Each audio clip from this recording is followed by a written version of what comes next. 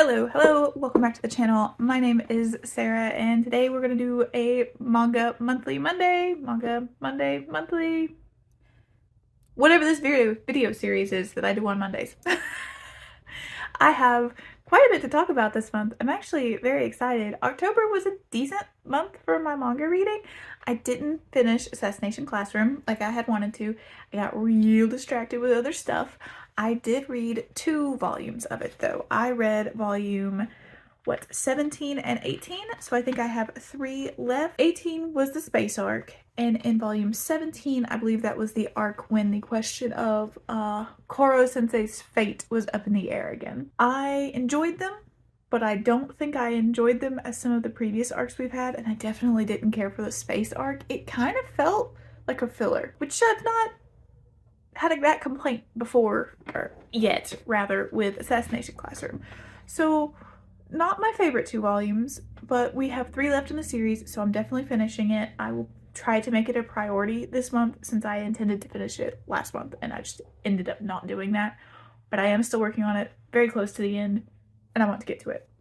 Now, I did find a new favorite series, or a new series I'm super into this month, and that is Oshinoko, which I know I am probably the last person on earth in the manga world to be picking this up.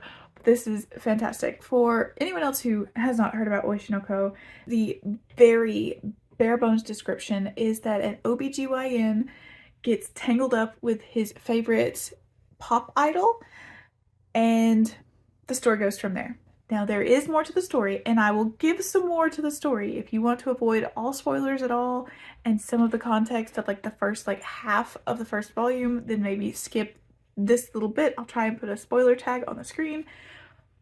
What it's about is an OBGYN is asked to help his favorite pop idol. Her name is Ai.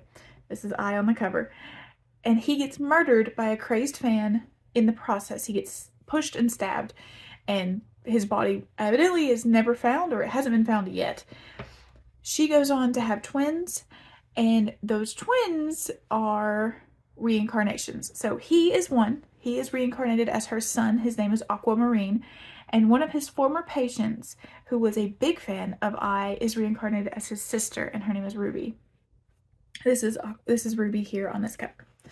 And so this volume sets up that character and all of those events and what happens, and at the very end it's an incredibly sad moment I knew was coming, but oh my gosh, I teared up a little bit. And then in the second volume, our story properly starts with our main character attempting to solve the mystery of those events, and Ruby, this character here, decides that she wants to be an idol like her mother. So it's her idol journey and his journey as a actor slash mystery solver. I'm trying to be vague for those that don't want spoilers. This is so good. It's so good. It's so weird and it's so good. So like I said, setup and the actual proper story starting. My favorite bit about this, besides the actual story and the characters themselves, was just how much context and information we got about the idol industry and acting with these 2 characters. I just really enjoyed that, the amount of money idols don't make.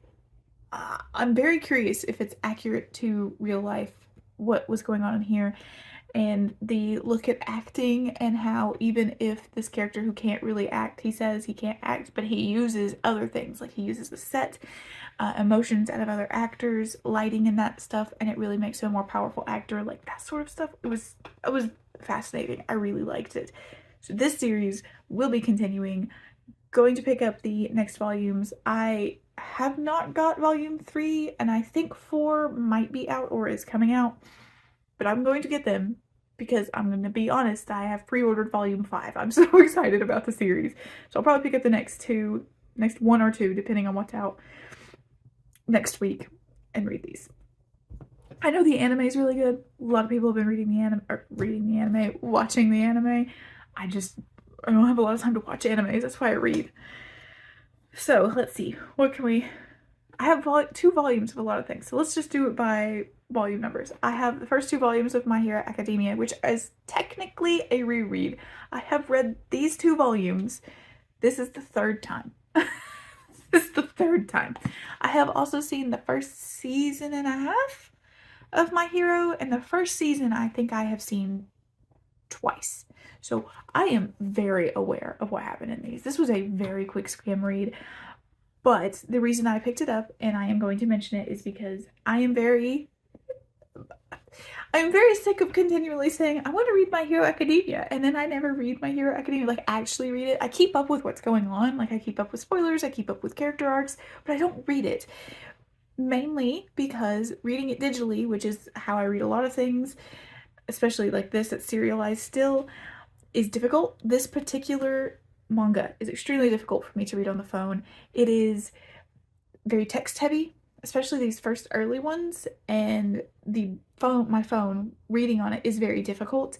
I have to read something quick so I can get through it quick. The longer I stare at my screen, the more likely I am to trigger like a really bad headache or a migraine. So I just haven't been reading it. So I said, you know what? I'm gonna start buying them. And then that way maybe I'll get past the text heavy parts and I can start keeping up with it as it comes out on the app. So I reread these, really love them. Also, and as a note, this is another reason I really like collecting physical manga when I can. I love that we have like a comic book style panel here with a number and a character portrait, and there's an ad for a hair shampoo here, and on this one it's a bus stop with the heroes on it. I just think that's super cute. There's the little character there on that one. It's All Might. Just so good. So those are in the pipe. I'm working on that series as well. I'm not going to talk much about it. Everybody knows about My Hero Academia, and it was such a reread for me that I don't have any new thoughts. I will say though, having seen the like actual, again, I've seen these panels many times on the app, but there's something about holding it and looking at it in person. It's just like straight from panel to screen. A lot of these looked just like scenes from the anime, and it's just I think that's a really good indication of like just the quality of the anime. It's an anime I recommend. I haven't finished it, I'm not caught up on it, but I have managed to watch big chunks of it, which is impressive. So another 2-volume pile that I have is I am caught up on Rooster Fighter. This manga series is bonkers. This is about a rooster.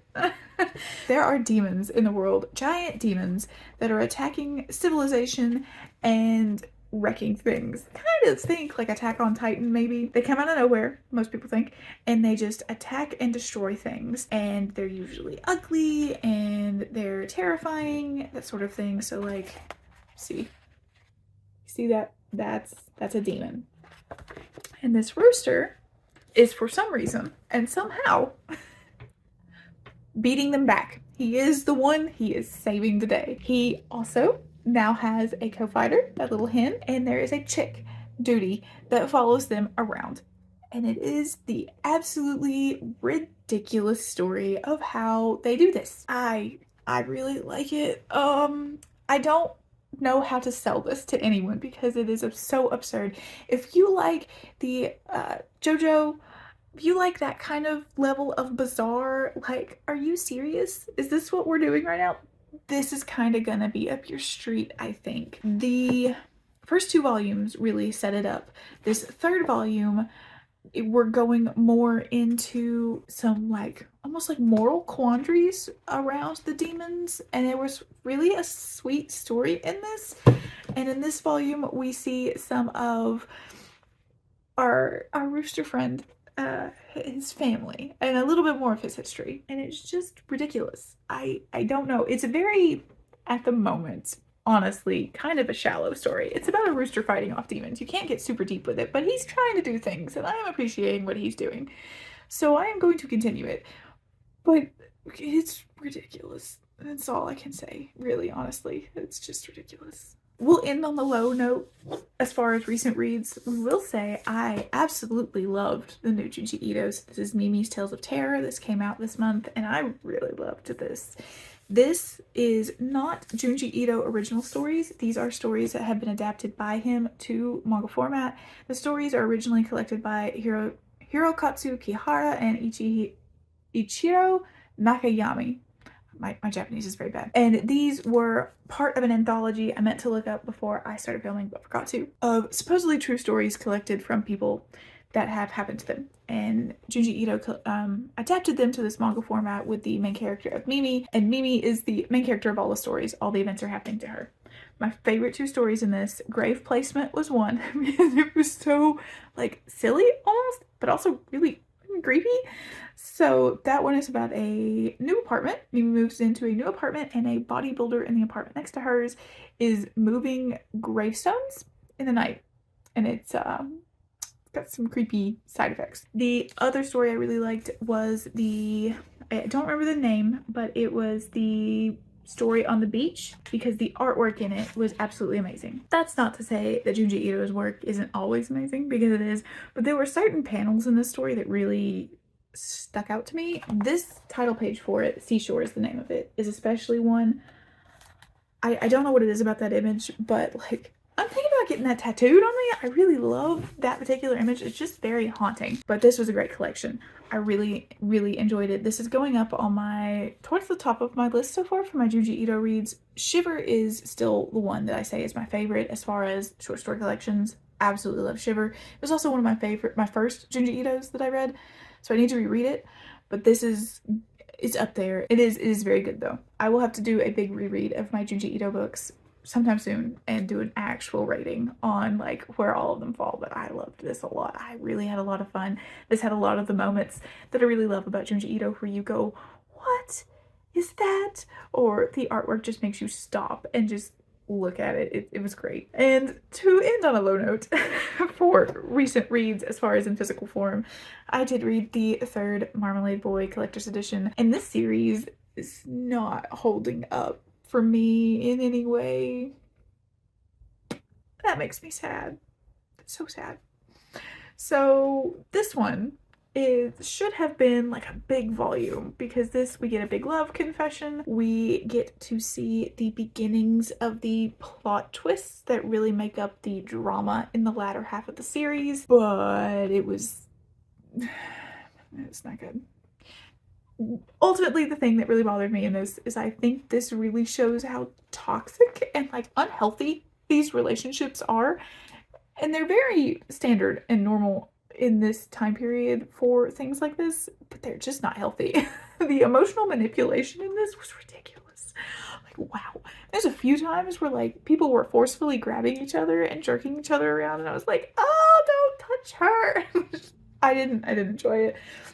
If I did not have such nostalgic views, and if I was not bound and determined to read this all the way through, I would have DNF'd the series here.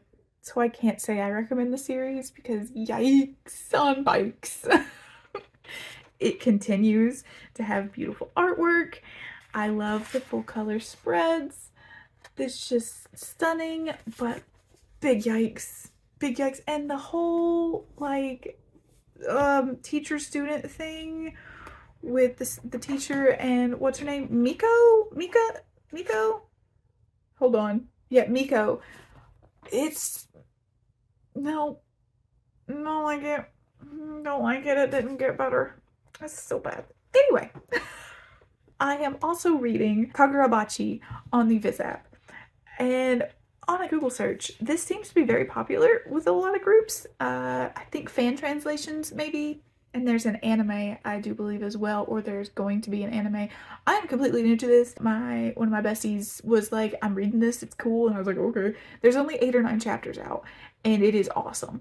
It is an action sort of manga about a young man who is wielding a magical katana, and he is seeking out the other magical katanas that his father made.